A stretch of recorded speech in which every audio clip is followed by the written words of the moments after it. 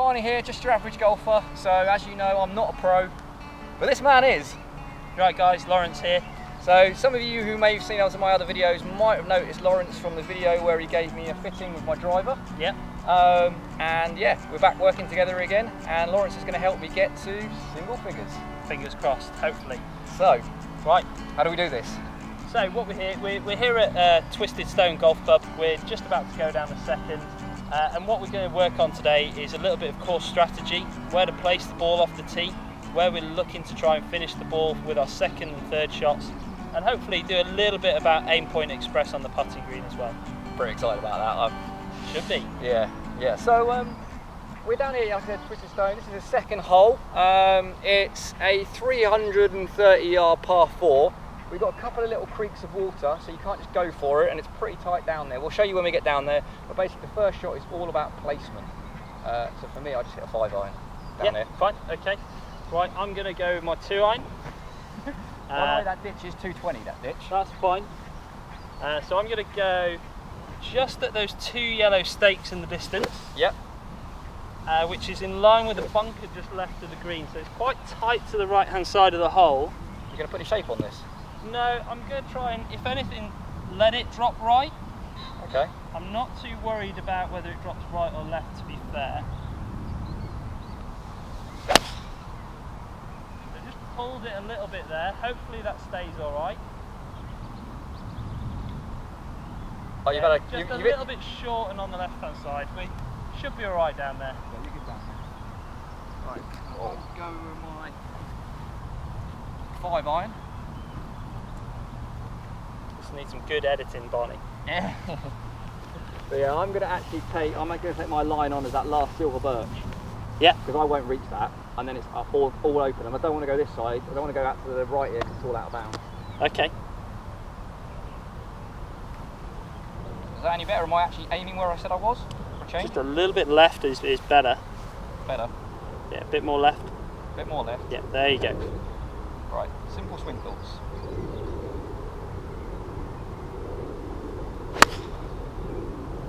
Great shot, Barney. Really good hit. That's nowhere near where I was aiming, but I'm slap bang in the middle of the fairway. Here we are arrived at where the balls are. So we've already gone across one ditch, a bit tight across here. It opens out, and now you can see we've got another little ditch to go at to a green at the back with quite a large bunker at. So. Okay, so we're looking at around about 150 to the middle. And for you, Barney, that's an 8-iron, isn't it, normally? Yeah. So the pin's right at the back. There's a bunker short left, and the best way to think of this is, where do we not want to go? Okay, there's trees directly over the back of the green. There's water at the back of the green. There's water at the back of the green. So what we need is a club that will not go 150 to 155. We need to stay short of that, especially if you're an aspiring golfer with a decent handicap that's got a few shots in the bag. The thing to always realise is to never go where there could be potential doubles, triples or worse. Okay, so if we stick with that 8-iron, on a best shot, how far is that going to go? 8-iron, 155. Okay, on the very best. 160 maybe? 9-iron? Yeah, let's go with a 9-iron. Let's try and make a good nice contact. But should we? So should I be aiming slightly more to the right? No, I think if we just go straight at the flag, because that bunker's well short of the front edge. Yeah. You know, it's a good 5-6 yards short of the front edge, yeah, and left. It's only if I pull it. Yeah, exactly. I think we should be fine with this. Right. Okay.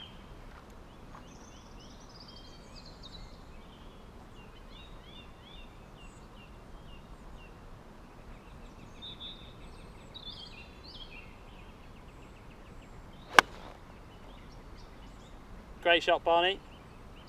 So, just down the right-hand side, just on the front edge. So, hit it okay, a little bit thin, but a great miss. For someone off 16, that's exactly where we want to be. So this is where Lawrence's brave attempt with the 2-iron went, after he clattered off the last tree here, and he's cleverly put himself back here. So, if you want to have a look, I've got a couple of options. Let's get right down to where this ball is. So, option A is I go past the end silver birch here and try and shape it back to the hole.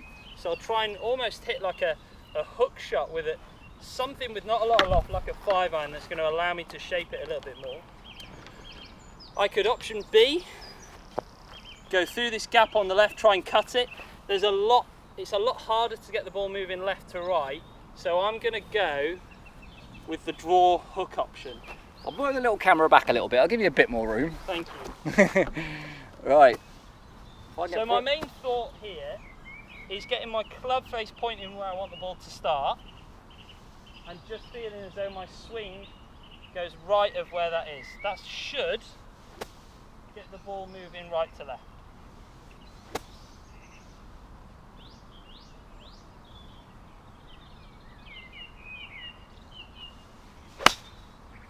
It is moving. Is it too much? Oh, you might be too much. Oh, right amount of shape, maybe just a little bit too much club. Hit it decent though. Little caveat here though. Lawrence has never played this course before. He's got no idea what's the back of that green. I have no idea. He's making this up as he goes around.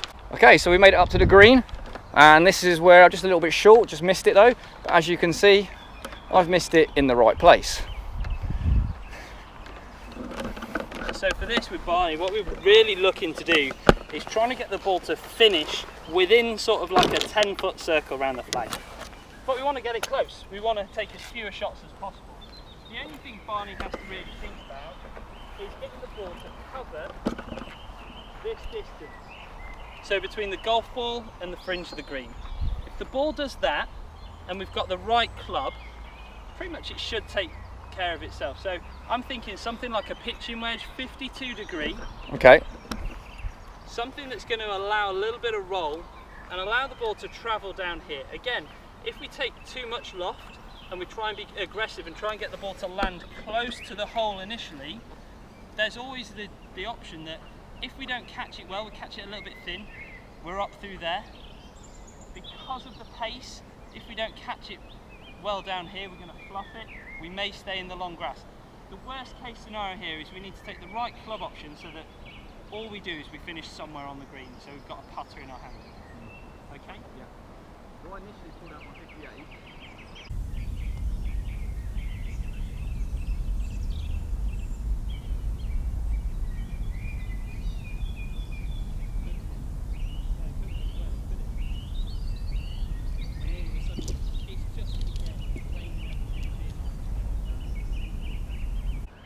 Right, so Lawrence was flirting with all this rubbish at the back here. the powerhouse. Okay. Probably too much club for the yardage, and I've completely left myself in the worst spot here. So this is a definition of short-siding yourself. He's got no green to work with, a lot of rough. This has got to go aerial. Phil Mickelson, eat your heart out.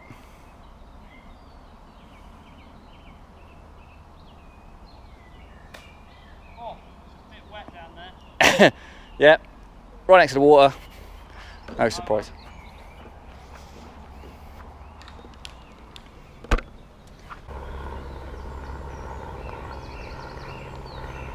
Oh, whew.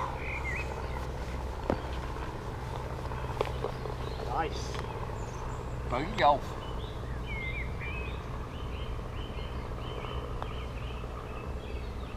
That's half in. Double. Okay, so now we're at the third hole, which is a par 3, 135 yards, over a load of rubbish, uphill. So from here, looking at it and trying to manage your course guide, so to speak, how you're going to manage the golf course, what we need to look at is the pins at the front. So it's probably measuring around about 130-ish. We need a club that, no matter a poor strike, needs to carry at least 130 through the air. Okay, that ball needs to be going up the back. It's got a bank at the back. That's going to make it nice and easy to stop the ball. You can be quite aggressive with this. There's no need looking at the 135 and thinking, I need to hit it 130, 135. I'm thinking, pick a club that's going 140. This also plays a lot longer than it looks. So your club is 145. yeah, so for me, I hit a 9-iron at this. Perfect. I hit a 9-iron, and I try and commit to it as well. Yeah, definitely. You know, it's all about positive thought process, putting a good contact on it. Yeah. And the tower is really helpful as well. You can aim at the tower. Yeah.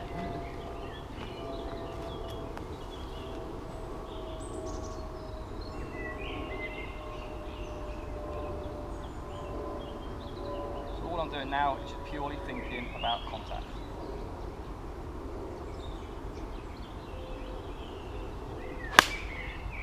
Great shot, Bonnie. Hang That's on a minute. all over it. I'm in the bar for the beers here. Great shot. Straight over the top of the flag. I don't really want to be following that one. It's going to be a bit of a long putt from there, but I'm on. I don't get a shot on this hole as well, so I always have to hit the green with this. But that's what we need is an attitude where, do you know what, let's find the green first and then worry about everything else later.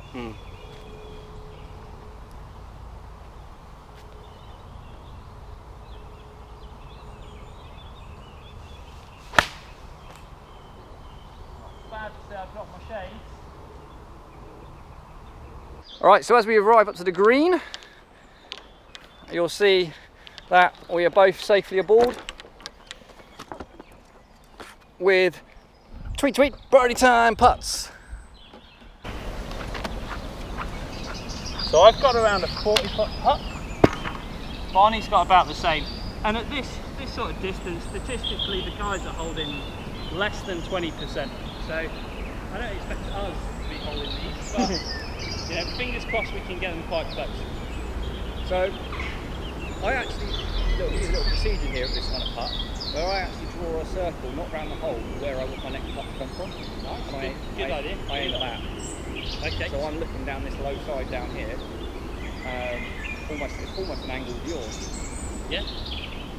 That's kind of what I'm looking for. And I'm basically just trying to get it in that kind of that dustbin lid. The dustbin lid is this side of the hole, not past it. Okay, good. So you just crawling past the hole.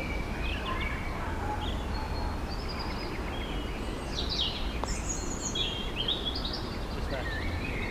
Nice effort. Too much. Nice one. So now that's tap in for Burton Park, which with my handicap, that's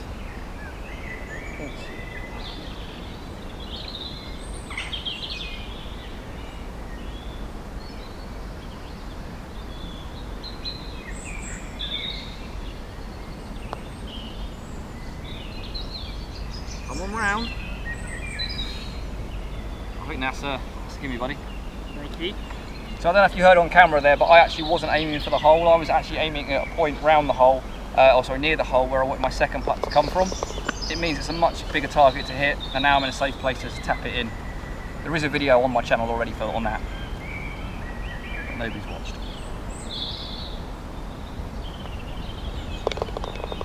Pa!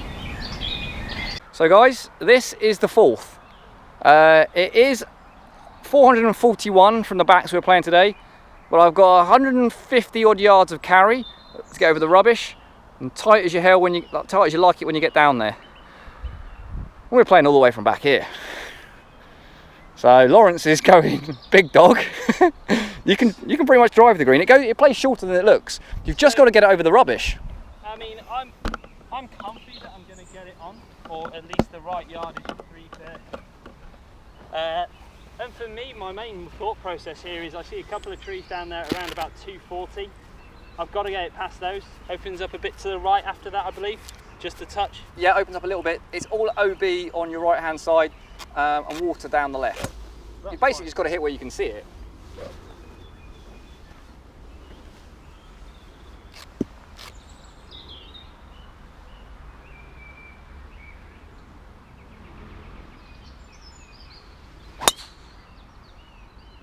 Oh, send it over a touch. I think I might be swimming a bit. Touch. I think I might be swimming a bit. We'll have a look down there. There is another hole over there, so we'll have a look when we get down there. So It was out the screws though. let's have a look. Oh, hello.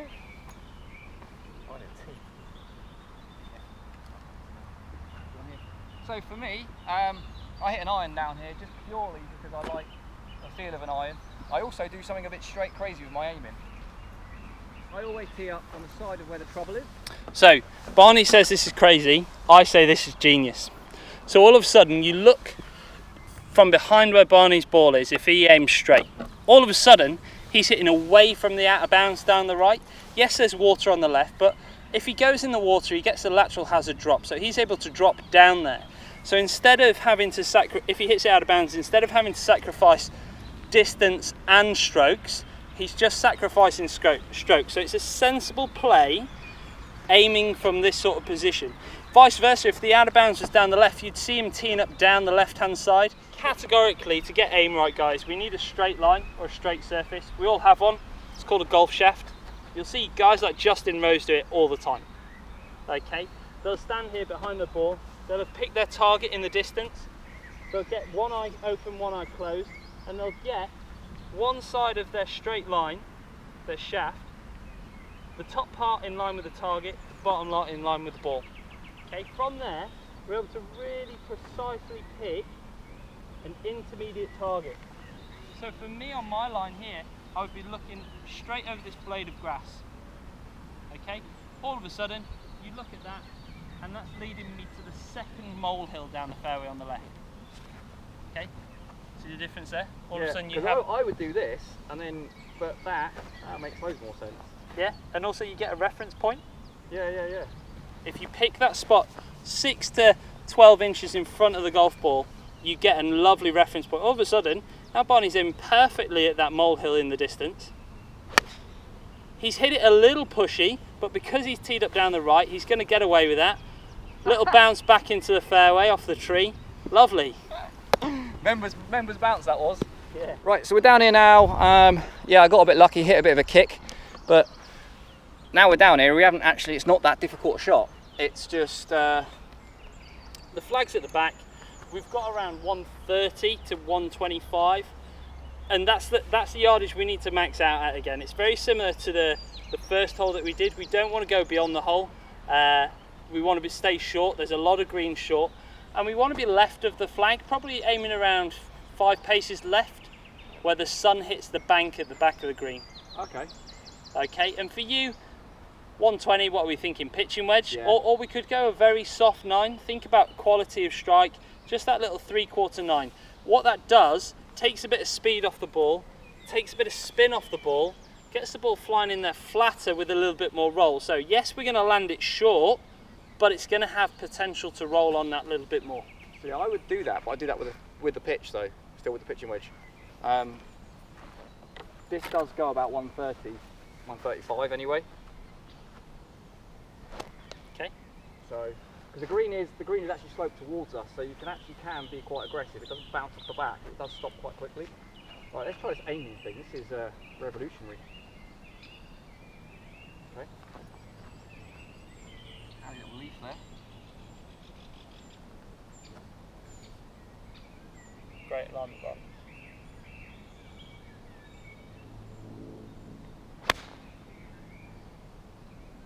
All over it. So, what I want Boy to do now, get another ball. Yeah. Do the same with the 9-iron. Do the same with the 9-iron. All we're trying to do is, that was a good strike, but if anything, it could have gone a little heavy from there. Yeah. And if it was heavy, it's short, we're chipping. We don't want that. We want a nice, easy shot where even if it does come off a little heavy, we're still getting there.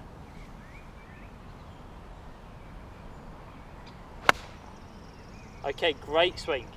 Okay, a little pushy, should hold on. I would just say, didn't go through the same setup technique. Yeah. You were aiming right. So I just hit it exactly where I was aiming. Yeah. Yeah. It's me being lazy. But yeah, that was the shot. That was the club. Walk straight to Lawrence's ball. He's not necessarily in position A, but I was thinking more like F, but I mean, from my point of view here, I actually quite like the shot I've got. It's not difficult in any way, shape or form. it's a bump and run. The initial bounce is going to be hopefully towards that bank there. I'm going to be looking at something like a 9 or an 8 iron for this shot. Trying to get it on that first bank And what that's going to do, if the ball's landing on a slope this way, it's going to kick the ball up vertically. And that's going to allow the ball to stop a little bit more on its second and third bounce, take a little bit of the steam out in pace, and hopefully get that ball stopping a little bit quicker. So I'm going to go with a little 8-line. Yep, okay, seeing that. Okay. You know, you can see this on the camera, the window he's going through. But I like this already because this was an aggressive tee shot, but actually down here it opens up, and this shot is, well, it's going on the green. Yeah, you know, it's very simple as well. Because mechanically it's a very short swing, I should have a lot of control of this. To add to the control, you'll notice I'm gripping right down at the bottom of the club, and I'm standing quite close to it. That's just going to give me a little bit more control over where the blade of the club's pointing, so I should keep a good level of accuracy until it lands. And you'll notice I take a lot of practice swings. The reason being, I want to make sure that I'm feeling 100% confident with how I'm going to play this. So, Dude, you're wearing pink shorts. I don't think confidence is a problem. no, definitely not. That's it, he's hit the bank. So first bounce on that bank, had a little bit of a softer bounce than I expected and anticipated, but you know, from there, you know, I'm looking at 10 foot for birdie. It's not a missable putt. But you were always gonna get on the green from here, though. Like, yeah, I mean, even I would be. It wasn't the safest of plays, but from my point of view, I had the length to get all the way up here, so it was always an option for me. My natural shot shape is a little bit of a draw, so I knew there was a little bit of space here, but not masses. And if I aimed straight and just got this normal natural shape, I knew I'd be there or thereabouts. So from here, you know, I landed on this slope, ran down here, and nicely uphill short putt. the flag, uphill putt, little bit left to right, a little bit further away than I would have wanted, but again, it's a birdie putt on stroke hole 1. So I've come down to the 6th hole, which allegedly is stroke index 7 here. But, well, all the members say here, even though it's a par 3, can we just agree on a 4 and move on? Because it's that difficult. From here, at the back, 192 yards. Looks fairly tight down there, but what you can't see is where the water kicks in. You've got water all the way down the left-hand side, and it goes all the way around the back of the green as well.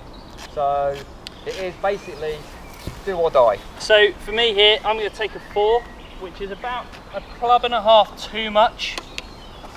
The reason being, I want to just work on contact and shot shape. I'm going to try and get this starting just left of the flag, working right, and I don't want to hit it overly hard. I want to keep the flight quite low to the ground, really working on pure contact in the starting line and shot shape here.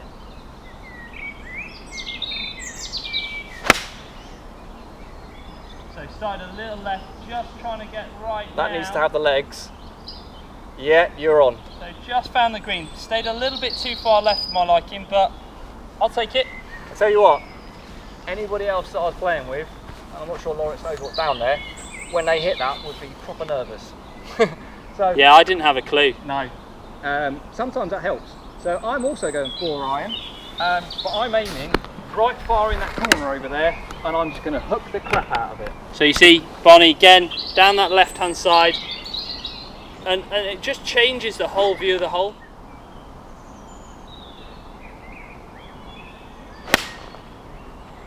Great shot. That's awesome. Yeah, We'll take that. Right, so I'm just off the green here. I'll show you the rest of the hole in a minute, but I'm just off the green here, chipping on with a 9 iron.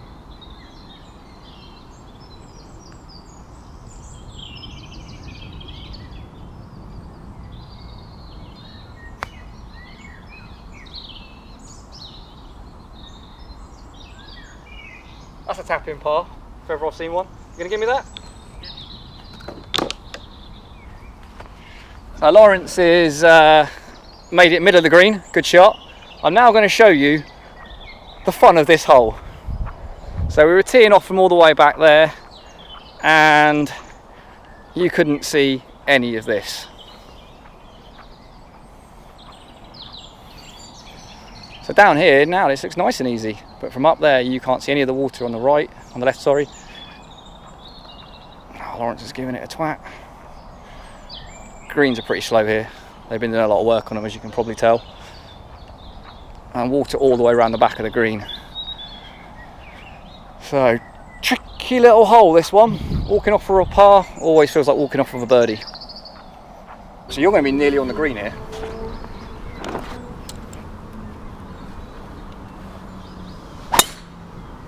That is... to have that confidence that you could just stand there and hit that. That's on the green, or to the side of it, anyway. Yeah, just right edge. Which actually, on this hole, you want to be as close. You know, there's some holes you need to be further back to give yourself a good yardage in. Yeah. This is the opposite, purely just because the green's very narrow, so you can't 5 stop iron it. you hit what, 180? Yeah. Well, Leaves you 150. Yeah, I mean, worst case scenario, if you're not feeling great, aim it at the 150 post.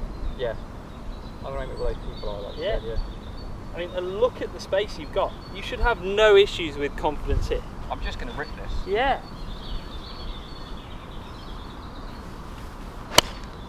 That was a poor strike, but I'm in play. Teed it up too high for a 5 iron. Probably, because you caught it off the top. Yeah, it was like right up here. Play for a draw Okay. and smash it. So I'm going to aim down the side I don't like. Yeah. So you know you've really got to work your hands if you're aiming there.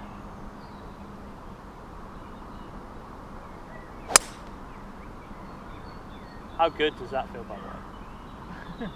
So I'm going 7 iron here. Exactly. I'm going to just go straight at the flag because I've got nothing else to do really. And being honest, sometimes you just don't. You have no option. Yeah. I mean, for you, I'd probably go hump Yeah, okay. right at the flag. And let it draw in. Yeah, it's your natural shot. If you leave it out there, it's not dangerous, is it? No. There's a big massive bunker in the way, but I just got to connect with this. I mean, you're aiming left edge of the bunker.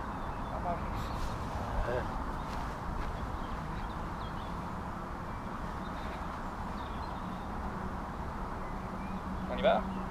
Yeah.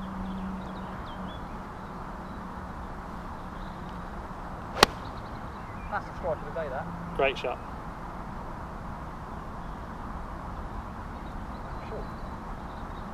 I felt like a good strike, didn't it? There. Yeah. Right, so this is the 7th. Lawrence has managed to off the tee smash it into the bunker, which is freaking ridiculous. Bearing in mind this is 330 this hole. I'm just short in 2.